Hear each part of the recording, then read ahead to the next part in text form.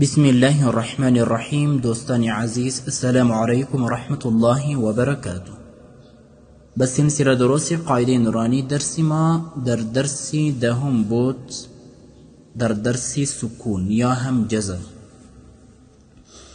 همزة سين زبر أس، همزة سين زير اس، همزة سين بيش أس، أس اس أس. همزة شين زبر أش، همزة شين زير إش، همزة شين بيش أش، أش إش أش. همزة صاد زبر أص، همزة صاد زير إص، همزة صاد بيش أص، أص إص أص مفخم. أص إص أص نشوت حرف الصاد مفخم. أص إص أص. همزة ضاد زبر أض، همزة ضاد زير إض، همزة ضاد بيش أض، أض إض أض. در حرف الضاد قلقلة نشوات، بخاطر که در حرف الضاد 80% اشخاص در حرف الضاد قلقلة میکنند. أض إض أض. بسیار متوجه باشین، بخاطر که حرف الضاد یک خو تلفظ کردن حرف الضاد مشکل هست. از این خاطر حرف الضاد را به نام أصعب الحروف میگوید.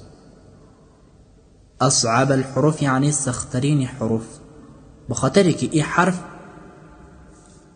بسیار حرفی مشکل است، تلفظ کردن آن هم مشکل است و وقتی که ساکن باشه هم متوجه باشیم که قلقله نشود. أضا إضا أضا نخیر. بعضی اشخاص مثلا میخوانند فی الأرض، فی الأرض، قلقله نشود. أض إض أض أض إض أض.